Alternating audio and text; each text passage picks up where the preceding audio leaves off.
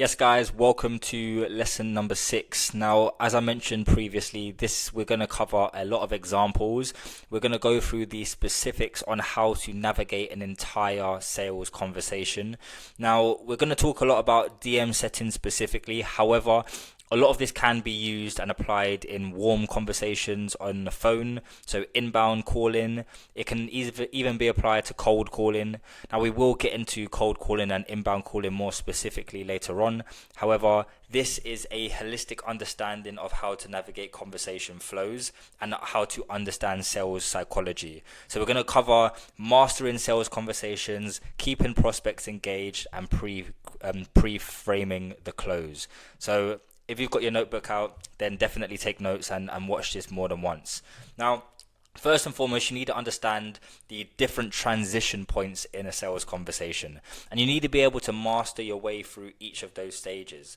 So the typical stages are, firstly, the conversation starter. So we've kind of brushed through this already in the previous trainings where we've spoken about how you would open up a sales conversation. Next, you want to talk about the discovery phase. So what kind of questions do we need to ask them to uncover their current state, desired state, and any gaps in between?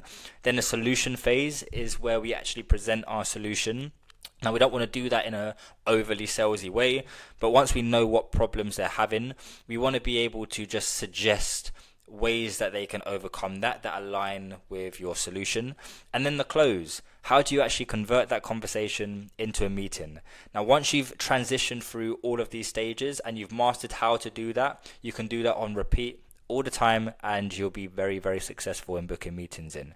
So what you need to do is you need to be able to show authority through three things, right? Authority is shown through empathy and authenticity and understanding. So you want your prospects to view you as an authority, and in order for that to happen, you need to be empathetic to their situation, you need to be authentically yourself, and you need to be able to understand them. So firstly, showing empathy. You need to be able to put yourself in your prospect's shoes and truly understand and acknowledge their situation.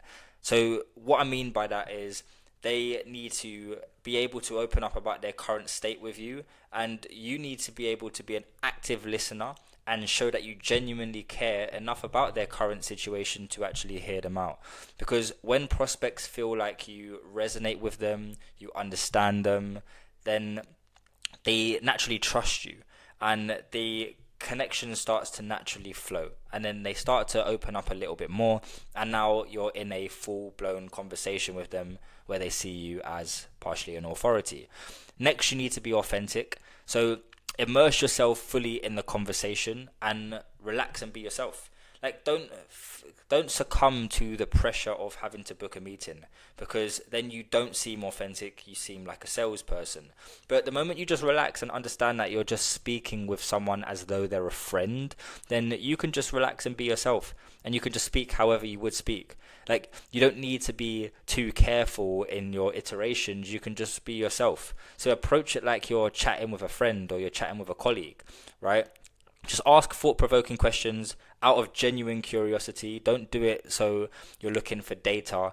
And you know when you ask questions and you're just looking for data, it's salesy. Like, oh, what's your current close rate? Like, why do you need to know my current close rate right now? We haven't even built a relationship yet. That's because you're looking for data. You're looking for pain-specific data.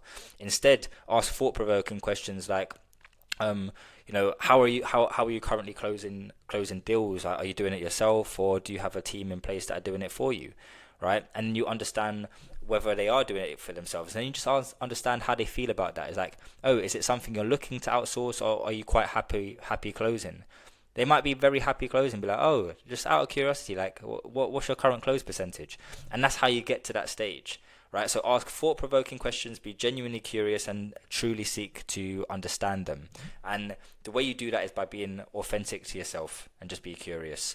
Then you need to be understanding. So prospects, they want to feel heard, they want to feel understood, they want to feel like they're not just saying things for the sake of it progressing the sales process, right?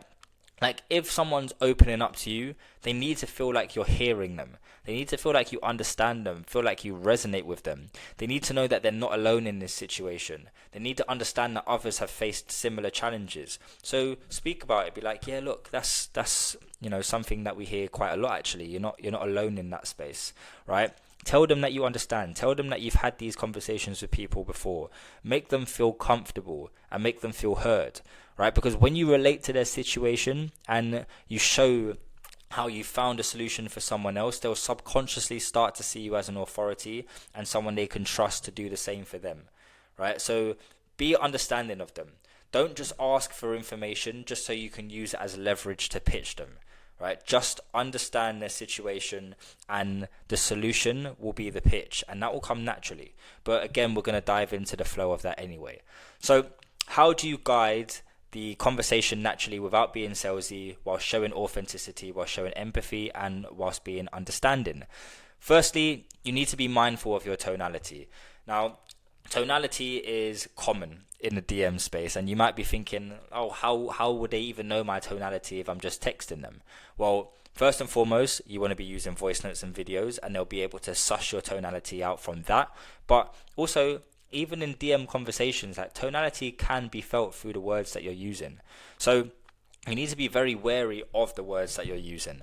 You need to be very wary of your grammar, your phrases, your word choice, and make sure that they align with the tone that you're looking to convey. Also, don't fuck up your grammar. Like, there's a few things that you just need to keep in check. Don't mess up your grammar. Don't use wrong punctuation or spellings. Like, make sure that's all on point. Keep your phrases minimal and powerful and not too long. Use the appropriate word choices, which we're going to go through in just a second. And before you send anything, just say it to yourself. Make sure that the tone feels right. Make sure it feels consistent. Make sure it doesn't feel pushy. Make sure it doesn't feel aggressive or combative. Make sure it feels relaxed, calm, and engaging. Just repeat it to yourself and ask yourself the question, how would I feel if someone sent me this message? Because if you feel any other way, other than I need to respond to this, then you probably shouldn't send that message. So once you've done that, you want to get an understanding of sales psychology. So like I said, the words you choose and the phrases and the sentences can be the difference between booking a meeting and being ignored. I've actually come across situations where I've said the exact same thing, and I've done this for testing purposes. I've sent the exact same thing to one person on one account, and then sent the exact same thing in a slightly different way on another account to the same person. One they responded to, one they didn't. One they left me on red, right? And I sent the wrong message first, and I just literally rephrased it, the exact same message but rephrased, smaller, more compact, with the right wording, and they engaged, and it continued into a conversation. So it's not about what you say all the time, it's about how you say it, right? So bear that in mind. Now, a few words that you want to avoid, and I'm going to walk you through some of the alternatives. Now, avoid using words like price, pay, please, and thank you. You might be thinking, why are you telling me not to say please or not to say thank you? Well, when you say please and thank you, what you're doing is you're subconsciously giving them the authority. By saying thank you, it means that they've done a favor to you. And by saying please, that means you're asking for something of them, right? That doesn't position you as an authority.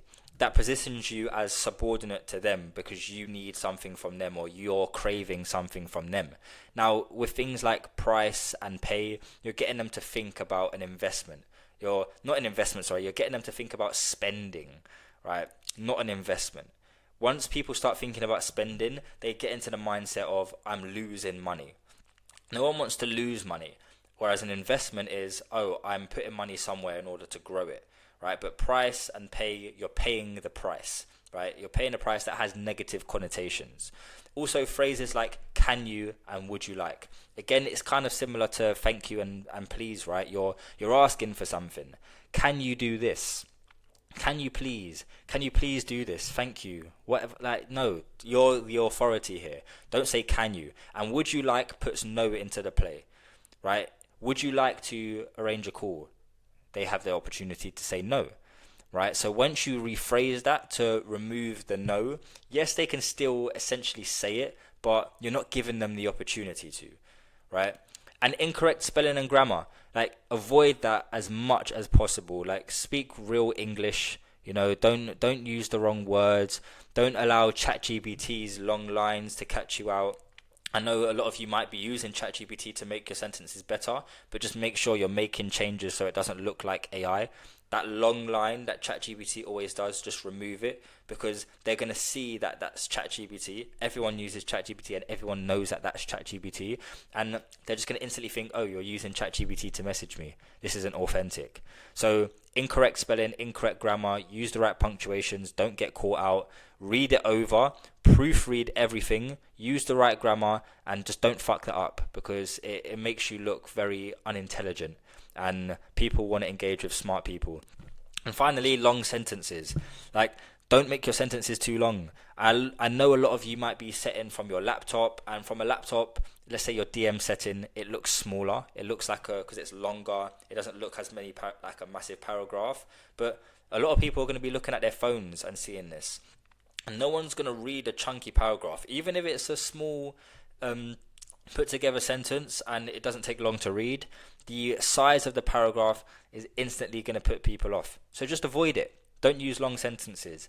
Break it up into separate sentences, or even just condense it, because a lot of the time you're saying more than you actually need to say. Realistically, you just need to acknowledge them, you need to relate to them, and then you need to ask a question. Your paragraph, you don't need to send long paragraphs. So do this instead. Instead of price and pay, say the investment, right? The investment for X is Y, right? Use the word investment. Never, ever, ever say price, pay, cost, money again. It's always the investment. Get yourself into the mindset and to the frequency of replacing those words with investment. Just do it on a day-to-day. Even when you're speaking, say investment, right? The investment for this. Get into the flow of saying that, so then you use it naturally. Say, instead of saying can you or would you like to, when works to, or let us, or how about we, rather than can you do this for, like, can you book this, or let us jump on a call, right? How about we hop on a call, or how about I send over some content assets, or when works to pencil in some time next week, or when works for you tomorrow. Like, ask them these questions, because then it destroys no. They can't say no. Instead, they're limited to the choices that are both working in your favor. When works to, today or tomorrow, means they have the choice of today or tomorrow. There's no there. Or let us jump on a call, we can go through this, blah, blah, blah. You're being more authoritative. You're suggesting it as a natural next step. Rather than saying can you and giving them the authority to basically say whether or not they want to do it, you're saying let us, as though it's a natural next step. Or how about we do this, right? Yes, you're still kind of framing it to give them, to kind of give them some sort of leverage in the conversation, but you're doing it in a way where you still have control, right? Now, always double check your spelling, your use of punctuation, your grammar, like I mentioned, read it out loud. Reduce your sentences so they are short. Paste it into ChatGPT. Use the prompt, make more concise. But remember, just take out that fucking long line, because it's just going to show you as a robot. But the intention of this is to not lose a lead to poor messaging. Like, that's the worst way you can lose a lead, because it's not because you have done something wrong, but it's not because they're unqualified, or it's not because you didn't find pain. It's just poor messaging. And unfortunately, a lot of leads are lost that way. I've seen it a lot of the time, where I've gone through conversations and conversation audits, and I'm just looking at these terrible messages. I'm like, well, no wonder you're not getting a response back, because you're using the wrong grammar, or your sentence is too long. And these are tweaks that are very easy to make, so don't lose a lead to irrelevant things like that. Now, next up, what we want to do is we want to use mini agreements to keep our prospect engaged. Now, mini agreements is just getting them to agree with you as many times as possible throughout the conversation. Obviously, not too much to the point where it gets weird, but enough for you to confirm that you are on the right track here and they do somewhat need you. So the more your prospects agree with you throughout the conversation, the more likely they are to say yes to your call to action. Because what those small agreements do is they build momentum, and they start to reinforce the trust because the things that you're saying, they agree with. So you're like, oh, well, and we'll go into a few examples, but like, oh, so would you agree with me like that X is the problem? If they say yes, then you can use that as leverage later on and be like, oh, well, you mentioned that this was the problem. And then they can't really go back on their own word. But not only that, the more they agree with you, the more likely when you say is, do you think it makes sense for us to, or does it make sense for us to hop on a call? They're going to agree with that as well. So use these sorts of discovery questions to prompt mini agreements. For example, you can say, would you agree that not booking enough appointments could be what's holding you back from reaching your revenue goals, right? Or am I right in saying that booking appointments so that you can get, am I right in saying that you need more appointments in order to get to 10k per month? Or am I right in saying that you need to close more deals in order to get to 10k per month, right? They're going to probably say yes. Do you agree that the fast way to get to 10k months is by working on your sales training? Yes, obviously. Am I right in saying that your goal is to reach 10k a month and you haven't got there because you don't have the skills needed to get there, or because your team don't have the skills needed for you to get there? They're going to say yes. So long as this ties in with the conversations that you've had with them, it's very likely that they're going to say yes. So you just want to reinforce what they've already said and link it directly to a solution, and let them know that the reason they're not at that desire is because they're not at that desired state is because of a pain that you can solve. And then just get them to say yes, get them to agree with you, and they're more likely to agree moving forward. So you want to be asking these questions throughout the conversation, so you're basically confirming that you understand them. And like I said, the more they say yes, the less likely they are to say no. So get them to say yes. Get them to say yes as many times throughout that conversation, because the small commitments always lead to much bigger commitments, because people tend to stay committed to their past decisions, right? The more they agree with you on a topic, the more they sell themselves on the logical next step you provide. And it's that simple. They just need to feel like you are the authority, and by them agreeing with you and saying yes to all the things you say, they're going to see you as the authority. So then the moment you suggest the call, they're obviously going to say yes because they've said yes to everything else. And if they say no, then it's completely unreasonable, and then you handle that objection, because the call should always be the natural next progression. It should always be positioned in that way. So by asking, or by getting them to agree with you and by getting them to say yes, then it makes sense to mention the call, because they agree with everything you're saying, so they're likely going to agree with that as well, right? So ask easy yes questions early on, and then gradually increase the depth until your call to action. So a few examples here. As an easy yes, is increasing your close rate a priority for you, right? A medium yes, do you agree that working on your mindset and your skill will help you to double your close rate? So you've gone from, is the close rate a priority? Then do you agree that the solution that we have is what's going to help you to meet that priority and increase your close rate? And then the hard yes is simple. When are you free to hop on a call? Right? Because they've already agreed with you. Now, obviously, you're not going to ask just these 3 questions. These are just examples that you can use throughout the conversation. But you want to start by understanding what the problem is and whether or not it's a priority for them to solve it. Then you want them to agree with you in the fact that your solution is what can help them to solve that problem. And then you want to suggest a call, and it's likely that they're going to move forward with it, because this is what builds momentum in the conversation, and it makes that final ask the natural next step, right? So now what you want to do is find a gap. Now, finding the gap is about understanding the pain and their desire. So their current state, their desire state, and the pain in between. And that process there, this pain in between, is what the gap is, right? So how do you find that gap? Now, what you want to do is you want to build a gap by identifying where your prospect is now and where they want to be. And then once you've exposed that gap and you understand what the gap is between where they are and where they want to be, you want to get your prospect to start selling themselves. And all you need to do is provide the solution. That's it. So they need to sell themselves on what they need to do in order to get from their current state to their desired state. Then you essentially present a solution that helps to accommodate that. So In order to identify where prospects stand in relation to the problem you solve, being the current state, they typically fall into one of these archetypes. Now, they're either in the research phase, meaning they're just kind of gathering information about the space, but they're not committed yet. So, for example, if you're a sales coach, you're looking to help people get into sales or to improve their sales. Someone in a research phase might be thinking about ways to make money online.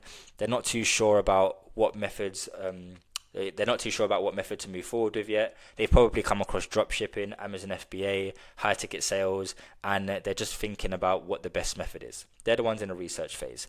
Not started yet, means they haven't taken action, but they're aware of the issue. So in that relation to that example, someone who hasn't started yet knows that they want to get involved in high ticket sales. They know that sales is the path to entrepreneurial success. They know that it's a high valued skill. They know that it's going to take work, but they just haven't really started yet. They're started, but they're struggling. So they've attempted a solution, but they face challenges.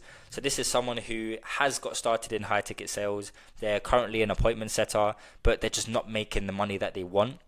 They're really struggling to land an offer. They're struggling to make it work. They're having doubts, and they've attempted it, but they're facing too many challenges. Then they've seen some success, but it's inconsistent. So they've achieved results, but then they fluctuate. So again, this is someone who's actively involved in high ticket sales. They might be a setter or they might be a closer, and they've made some money online.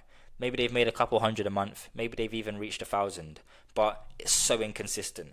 One month they do 1,000, the next month they do 200, then they do 700, and they want to be consistently reaching $3,000 every single month. And then the final one is they're seeing consistent success, but they just want to level up, meaning they're performing well, but they're just looking to go further. So in that same example, someone who's a closer, maybe they are making $3,000 a month already, and it's consistent, but they just want to reach 5K, they want to reach 10K a month, and then they need the support. So obviously, your ideal customer profile is going to determine which archetype qualifies. Maybe your offer only targets people in the research phase. Maybe you only target people in the later stages who've had success but want to go to the next level. It's completely dependent on your offer, but it's very likely that they fall into one of these 5 archetypes. So what you want to do is just really understand what stage they're in, so you can get an understanding of likely where they want to be and how you can help them, and if you can help them. Then what you want to do, so in order to do that, you want to ask questions like, how far are you into your fitness journey? Or how far are you into your sales journey? How long have you been closing for? Right? Or how long have you been working out for? Where are you currently in relation to your revenue goals? Or where are you currently in relation to your income goals? Where are you currently in relation to your fitness goals? These sorts of questions are going to help you identify where they are amongst these 5 archetypes. Then once you've done that, you want to identify their desired state. So you want to understand the goals that they're looking to achieve. So is it a specific revenue target? Is it a certain weight or physique? Is it a mastery of an acquired skill? What do they want to achieve? So going back to some of the archetypes, right? If they're in the research phase, they are probably looking to just get started in something and make some money. That's probably their desire. If they've started but they're struggling, their desire is to actually make this work and actually start to make an income with it. If they're seeing consistent success but want to level up, then their desired state is likely going to be reaching that next milestone, going from 3K to 5K, going from 5K to 10K, right? So you just want to identify what their goals are. Then you want to ask them sort of questions like, how do you want to look in 6 months? Or where do you want to be in 6 months' time? How much do you want to start earning online? What is your big revenue target this quarter? These are the kind of questions that are going to unearth that desired state. Then once you understand the current state, where they fit into those 5 archetypes, and you understand what their goals are, what their desires are, then you just want to expose the gap completely. So your prospect is now aware through the conversation that they have a goal and they're not there yet, right? They're not at their goal. So through that conversation, you've been able to already build the gap, and they can visually see that. A lot of the time, prospects won't be able to identify that there's a problem until they're shown that there's a problem. So by identifying that gap for them, now they're in the conversation thinking, yeah, you're right, I have this goal and I'm not there yet. So now you need to just highlight what might be holding them back.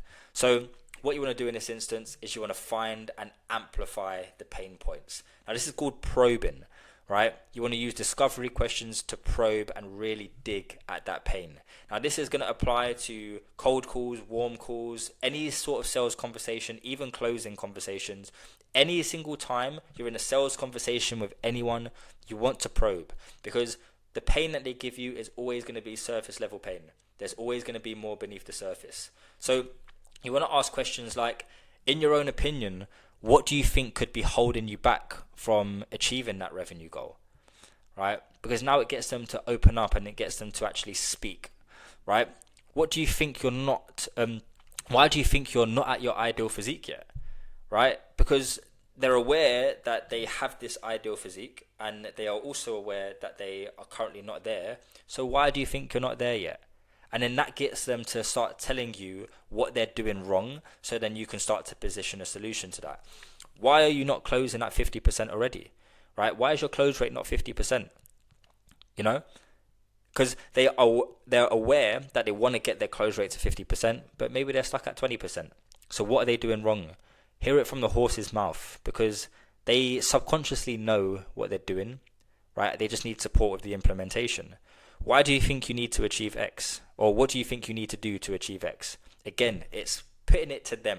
It's getting them to open up about what they think they need to do in order to make that change. And then once you understand what they need to do, you can share your opinion. A lot of the time they're going to be like, I don't know. And then you'd be like, okay, well, can I make a suggestion? You ask for permission to make a suggestion, and then you make your suggestion based on your offer, right? And that's what gets them thinking, yeah, maybe you're right. Maybe this is exactly what I need in order to get there. But you still want to hear what they have to say, because if they come back and say, yeah, maybe I need to do more of this, be like, maybe, be like, yeah, I definitely need to do more of this. Be like, okay, so then you present your solution around how they can do more of that to reach their goal. And then it's simple. You hop on a call and they're qualified. Because once you've identified some degree of pain, which is, you know, maybe in order for them to get to 50%, for example, they need to, they need to work on their objection handling, right? Maybe they're not so good at objection handling, but that's the first degree of pain, right? Then you want to probe deeper. So why are you not, why do you feel like you need work with objection handling? Is that typically where most of your deals fizzle out, right? And then you want to ask, okay, well, why do you get objections in the first place? Maybe it's because you're not doing a good enough discovery. So there's always more. There's always a further pain to the pain that they're given. And they might not understand that themselves. That's why we need to position ourselves as the authority to give them the solutions there. So you never settle for the first pain. Never settle for the fact that there's just 50%. They just need to get to a 50% close rate because they need to handle objections. It's not enough to justify the meeting, because what you're going to say, like, okay, well, we can hop on a meeting to go through how to handle objections. It's likely they're just going to be like, yeah, but I already know what to do to handle objections, right? Because they've already identified it themselves. They've not done anything about it, so you can leverage that as an objection handle. But really, you want more to go on before you go in for the call. The objection handling is just a small part of it. Like, okay, well, if you're getting too many objections that you can't handle, then you're not just doing enough discovery, right? So you need to work on discovery and objection handling, and that is the entire sales call besides the pitch. It is just discovery and objection handling. So then it's worth them having a conversation with us. So dig into the root cause of the problem, uncover additional pain to fully understand their needs and increase the urgency for a solution. You want there to be urgency. It needs to be a natural next step. If you have just one surface level pain point, it's likely not going to be enough to secure the call. So to probe, you simply want to ask why. So easy. Why do you think that is? If they're not handling objections enough, why do you think that is? Right? If someone was to say, oh, I want to close 50%, the reason why is because I'm not handling objections, and then you ask them, why do you think you're not handling objections all right? Be like, they're either going to say they don't know how to handle the objections, or they're going to say, maybe I didn't overcome those objections in the beginning. They're going to go deeper. And then you can ask why again, if you wanted to. If you feel like you haven't got enough pain, be like, okay, so imagine they said, oh yeah, I'm just I just don't know how to handle the objections that I'm getting. Be like, okay, so why do you think that is? Is it because of the objection, or is it because you haven't handled the objection in the discovery or through the pitch? They'd be like, oh, yeah, maybe that's the case. They'd be like, okay, so would you say that it's not just objection handling, it's also the way you're delivering your discovery? And then they're going to agree with you. Again, see how I'm getting mini agreements. And now they've agreed with me then, and they've given me more pain than they even understood that they had. Now it makes sense for me to go in for the close. Now I could be like, okay, so you agree that it might be the discovery and it might be your objections. Would it, would you agree that hopping on a call and kind of walking through how we can help with this is a good idea for you? They're probably going to agree again. Now, naturally, I would probably ask a few more questions before going in for the close, but you have so much more pain there. So the why is going to uncover the deeper reasons behind the surface level pain, right? And you can go as deep as you want there. Like you're responsible for judging that. You can ask why as many times as you feel like you need. If you don't feel like you have enough pain from them, then ask why even more.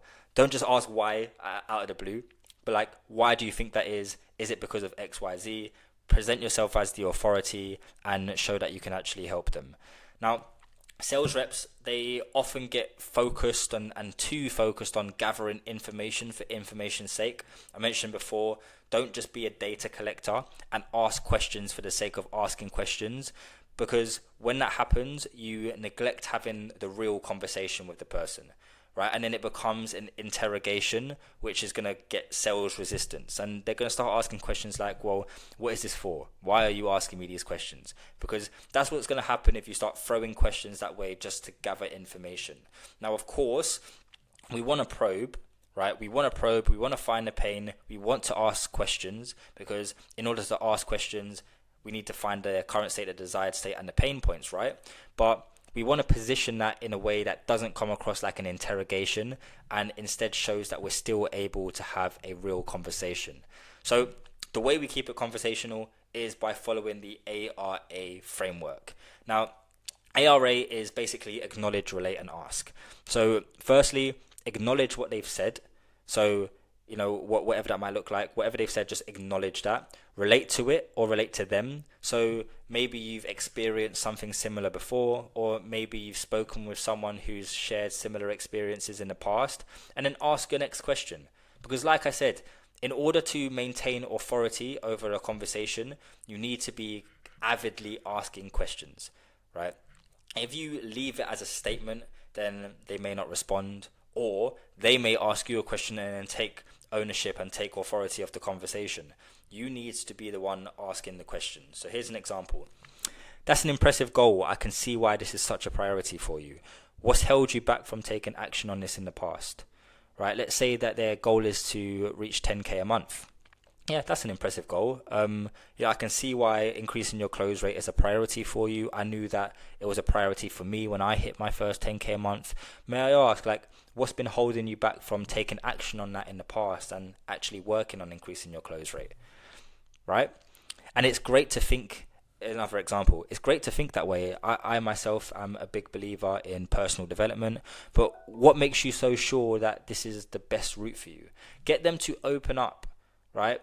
Get them to open up. And that seems conversational. And see how I went up and down on the tone there?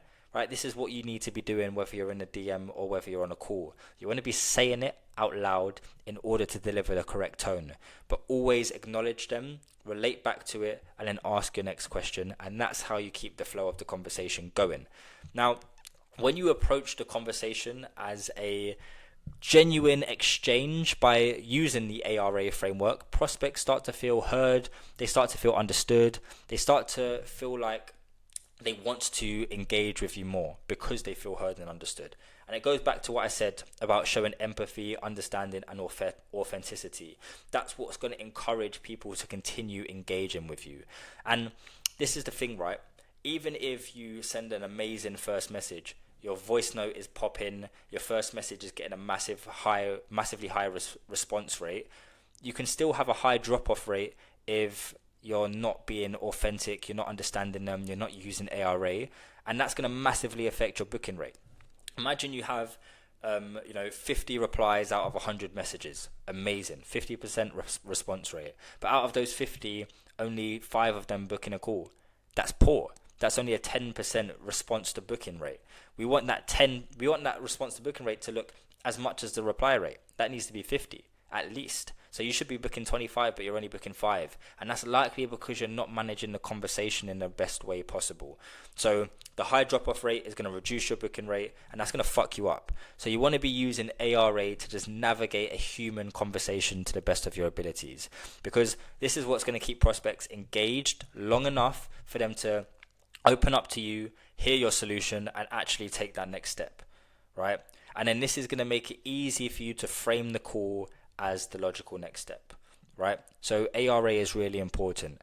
Now, like I said, people tend to stay committed to past decisions, right? The more they agree with you on a topic, the more they sell themselves on the logical next step you provide, and they feel like the next step is the natural progression. So what you want to do when closing the conversation is, once you've got all of those mini agreements, once you've probed and you found all the pain and you understand where they're currently at, where they want to be, what's holding them back from getting there, and you're aware that your solution can genuinely help them, then the conversation should be the natural next step, and it should never feel awkward, right? Because if you have enough pain, your prospect sees you as an authority, a call should just be what you do anyway. And if it doesn't feel natural, then you're not ready to close. So don't go in for the close. Make sure you probe more, you find more pain, you position your solution, you understand your prospect more, and then that's when you go for the close. So for a meeting to actually be the logical next step, you must have all of these things checked off. You must have a clear desired outcome. They know exactly what they want to achieve within themselves.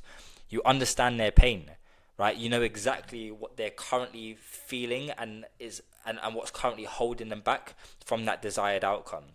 You understand why they have the pain, right? So the pain is they're not closing enough deals, but why are they not closing enough deals? Is it the discovery? Is it the objection handling? Is it the entire sales framework? What is it? You need to understand that. And then you need to have a clear solution for them.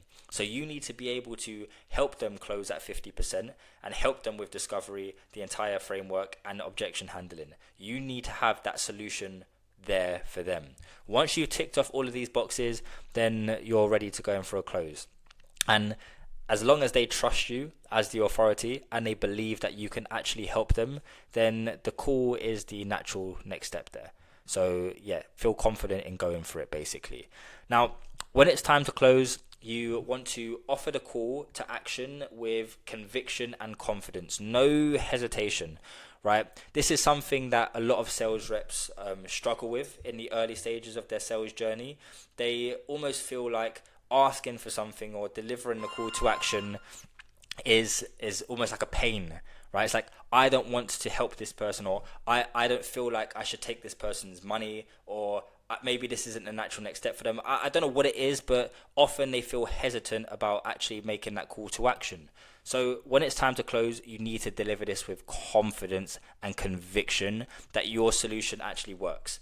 And the best way to actually get yourself in a mindset for this to work out is to just simply say, it's to simply be on an offer that you genuinely believe in, right? If you believe in your offer, then it's going to make sense for you, right? If you believe in the offer, then you know you can help that person. You know you can genuinely provide value to them. So make sure you're on an offer that you actually believe in first and foremost. But when you are delivering your call to action, just keep it direct, right? No fluff. Deliver it as though the meeting is already set, as though it's natural, as though it's the natural next step. So here's a few examples of how you can do that. When are you free this week for a quick chat? Simple. You've already had the conversation. When are you free this week for a quick chat? There's no that comes into place. It's just, when are you free? And you can be more specific around that by asking, when are you free either today or tomorrow for a quick chat? Because now they have to pick. There's a lot to discuss here. What time works for you tomorrow? Right? Now you're asking them what time tomorrow. Keen to show you how this works. When would be best? Tomorrow morning or evening? You know, when works best for you usually? The mornings or the evenings? Give them the option. Because The optional close is a valuable framework in any sales conversation when you're closing as well. If you're on a closing call, you want to be like, what option do you prefer? Would you want to pay in full, or do you need a monthly payment plan? Right? Those are the two options that you want to move forward with. So doing the optional close for a meeting works absolutely perfectly. On a call works very well as well. In the DMs works very well. When works best for you? And deliver this as a voice note as well if you want. It just adds that extra layer of personalization. Because the more confident you are in this delivery, the higher the chances of the prospect actually accepting that, right? Now, overcoming objections. This is really important to note that objections in a DM conversation aren't really objections. Kind of just resistance, right? Because there's not really much to object to in a setting conversation. What can they really object to? They object into time, but that shouldn't be an objection if there's enough value there. So it is just resistance, and usually you get objections more so in the beginning of the conversation than you do once you have the relationship. And this is why relationship building is so important, because once you start the conversation and you actually have a relationship with a prospect, then objections don't even exist. They don't exist, and everything becomes natural from there. So overcoming objections and resistance is a very easy method to do it. So we're going to walk through that right now. Now, like I said, it's not just objections, it's mainly resistance. And resistance is a natural reaction if prospects don't know who you are yet, or they're protective of their time. This is why it usually happens in the beginning of the conversation. They've probably been contacted by hundreds of bad sales reps before, and now they just have a bad rep. Now they don't want to engage with salespeople because they just believe that sales reps are there for the sake of, commissions and their outcomes and all of that sort of stuff. So when you're handling this resistance or these objections, you want to use the CAR or CAR method. And this is how you control resistance and use it to your advantage. So CAR is basically confirm, acknowledge, and then redirect. So you want to confirm their feelings, you want to confirm that they're valid, you want to acknowledge their thought process, then you want to redirect them with a thought-provoking statement or question. So here's a few examples. Yeah, I totally get it. You get a lot of setters contacting you, but what would you want your sales team doing if not prospecting? Right? So this is the example more so if you're contacting a sales manager, for example. Like, yeah, sales manager's like, oh, I don't really like cold DMs. Be like, okay, yeah, I totally get it. I understand you probably get a lot of setters contacting you. I get the same, right? But I wanted to ask, like, what would you want your sales teams doing if they're not prospecting? Are they just waiting around for inbounds, or would you encourage them to outbound, right? That gets them thinking. Because okay, well, I'm a sales manager, I manage a sales team. Of course, I want my sales team prospecting, so maybe I should hear this person out. It just lowers the guard a little bit and gets them thinking logically, and it redirects the conversation. Or, right, I get it, you're not looking for a coach at the moment, and honestly, we might not be the good fit anyway. I just wanted to know a little bit more about what you're currently doing to achieve, 100K months, right? It just drops the guard down. I get it. I understand where you're coming from. You're valid. I know why you're objecting to me, but I just wanted to understand a little bit more about you. Just redirect the conversation. Now, the key to making the CAR objection handling method work is to just always be on your prospect side. Make them feel comfortable even when they're resistant. Don't fight resistance with resistance. It will never work. Make sure that they feel comfortable. Focus on dropping their guard and just be like, look, I totally understand. You're right. I agree. Sure, I get you. Fine. Like, this is how you lower their guard, so they're like, okay, maybe I shouldn't object. This person understands me. Maybe I should just agree with them and continue this conversation and see where it goes. Right? So it's very, very straightforward. Now, what that does is it turns resistance into comfortability through a series of logic and emotion, because we all know that people buy based on emotion and logic. That's literally it. The emotion is they need to like you, they need to trust you, they need to believe in you. And the logic is you need to have something that can actually help, right? Your prospects need to feel like they can trust you and that you genuinely want to help them. And if they resist, your first what you need to do first is respond emotionally to lower their guard, and then you follow up with a logistical statement or question to guide them towards the next step. So the emotion drops their guard, and then the logic is just like, okay, but the logic behind what you're looking to achieve means that you need this, right? The moment you get them thinking emotionally and logically, they trust you and they understand that you can deliver the correct service, then this is going to build trust and create a natural flow towards a sale. It's that simple. So look, I hope that's really been helpful. Again, just to give you some more examples, we do have a worksheet, a cheat sheet that gives you a myriad of different discovery questions, openers, and everything that you're going to need to actually be successful whilst you're on the job. So whilst you're setting, if you need discovery questions, this is all going to be in the sheet for you. So make sure you check that out.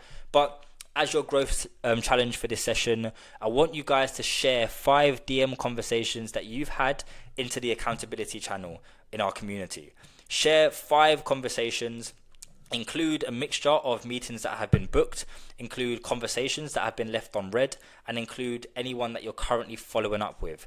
I want you to ask for feedback from the community, share your learnings in the next group session that we have, but the whole purpose of this is to really help you to identify what you might be doing really well and what you could be doing a lot better to really help you with your conversion. So share your conversations in there. We'll do a conversation audit with you, and we'll just make sure that all of the conversations you have moving forward are so much better and you increase your booking rate. But other than that, I hope this session's been helpful, and I look forward to seeing you on the next one. Peace, guys.